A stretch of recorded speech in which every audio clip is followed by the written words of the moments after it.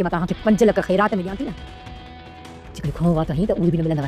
मां तव्हांखे पहिरियां ई चयो त यासीना बेगम भरोसे जे क़ाबिल न आहे। क़ासिम, मुंहिंजे मथां भरोसो करणु खां सवाइ तव्हां वटि का ॿी वाट बि नाहे। इन जे करे जेका मां ख़ैरात तव्हांखे ॾियां थी न, उनखे मालिक साईं जी गनीमत सम्झी शुक्र अदा करे वठी छॾियो। यार हैदर मां सिधो लकड़ वांगुरु सिधो आहे, जेको पुछणो अथई पुछ न। कोई ॿुधा तो सौर शमीर जे खून जो कबूलदार थींदे?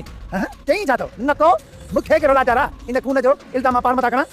बस ॾिठी न, कुते जो पुछ कॾहिं बि सिधो कोन थींदो, हिनखे मां थो सिधो कयां। तुंहिंजी चङाई में आहे त फ़ैसिले तां हथ खणी वञ, न त सिकू ॾाढो पछताईंदे। तूं जाबिर ख़ान खे अञा सुञाणी कोन थो।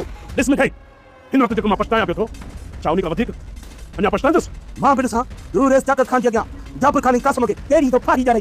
तूं असांखे तरे वञ रुगो बि फली क्यों। अस्सलाम वालेकुम दोस्तों, पंहिंजा वेरी जी न्यू आहे ज़बरदस्त अपडेट खणी हाज़िर थी चुका आहियूं दोस्तों। इन खां पहिरीं असांजे चैनल ते न्यू आहे त सब्सक्राइब करे ऑल ते क्लिक कयो दोस्तों, ऐं वीडियो खे मुकमल ॾिसंदा कयो ताकि तव्हांखे सॼी अपडेट सम्झ में अचे। त हलूं था पंहिंजी अपडेट जे तरफ़। तव्हां दोस्तनि भाइरनि खे इंतज़ारु कोन था करायूं। दोस्तों तव्हांखे ॿुधाईंदो हलां त रूंड जेको 10 लख रुपया जाबिर वारनि खां वसूल करणु चाहे थो, त जाबिर उहे जेको आहे हसीना बेगम मां कढणु चाहींदो। ऐं नेक्स्ट एपिसोड में तव्हां ॾिसंदव त क़ासिम जेको आहे हसीना बेगम खे कॉल करे चवंदो त तूं मूंखे 10 लख रुपया मोकिल, जेके तूं असांखे इल्ज़ाम असांजे पंहिंजे सिर ते खणायो आहे, त उनजी वसूली तोखां ई करणी आहे। असांखे 10 लख रुपया मोकिल। ऐं हसीना बेगम उन्हनि खे चवंदी त सिर्फ़ु ऐं सिर्फ़ु 5 लख उहे बि जेको आहे त ख़ैरात सम्झी तव्हांखे ॾींदसि, बाक़ी जेको तव्हांखे करिणो आहे त कयो जेको आहे। त हुननि खे जेको आहे मुकमल पैसा बि हसीना बेगम कोन ॾींदी दोस्तों। ऐं मां तव्हांखे नेक्स्ट एपिसोड में इहो ॿुधाईंदो हलां त हैदर जेको आहे त दिलशेर खे जेको आहे त अगवा करे पाण वटि खणी वेंदो दोस्तों। ऐं दिलशेर खे जेको आहे त जीअं शमीर जो खून जेको आहे त पंहिंजे सिर ते खाइण जे लाइ चवंदो, पर हू जेको आहे त पंहिंजे सिर ते कॾहिं बि इहो खून न खणंदो। जेको आहे त हैदर हुन ते तशदुद करे बि चवंदो त जेको आहे त तूं शमीर जो खून पंहिंजे सिर ते खण, त तुंहिंजे लाइ भलो आहे।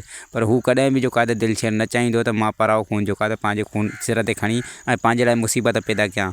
ऐं दोस्तों मां तव्हांखे ॿुधाईंदो हलां नेक्स्ट एपिसोड में तव्हांखे इहो बि ॾिसण लाइ मिलंदो त जाबिर जेको आहे त सिकूअ खे चवंदो त तूं मुड़ी वञ, ऐं जेको आहे त तूं जेको चाकर ख़ान वटि फ़ैसिलो रखायो आहे त उन तां हथु खणी वञ, न त ॿी सूरत में तूं बि पंहिंजे भाउ वलूअ वांगुरु जेको आहे त ज़िंदगीअ तां हथु धोई वेंदे। पर सिकू उनखे चवंदो त जेको तव्हांखे करिणो हुयो तव्हां करे चुको, पर हाणे जेको आहे त हिसाब किताब जो जेको आहे त ॾींहुं अची वियो आहे। ऐं मां तव्हांखे चाकर ख़ान वटि शिकराए ऐं मुकमल हिसाब किताब तव्हांखां वठंदुमि, पंहिंजे भाउ वलूअ जो बि।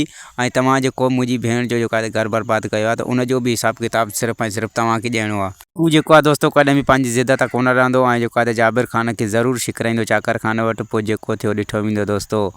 उमेद आहे त हीअ वीडियो तव्हांखे पसंदि आई हूंदी। वीडियो पसंदि अचे त लाइक सब्सक्राइब शेयर ज़रूरु कंदा दोस्तों। वरी मिलंदासीं तव्हां सां कंहिं न्यू वीडियो जी अपडेट सां गॾु दोस्तों। ख़ुदा हाफ़िज़, दुआउनि में यादि।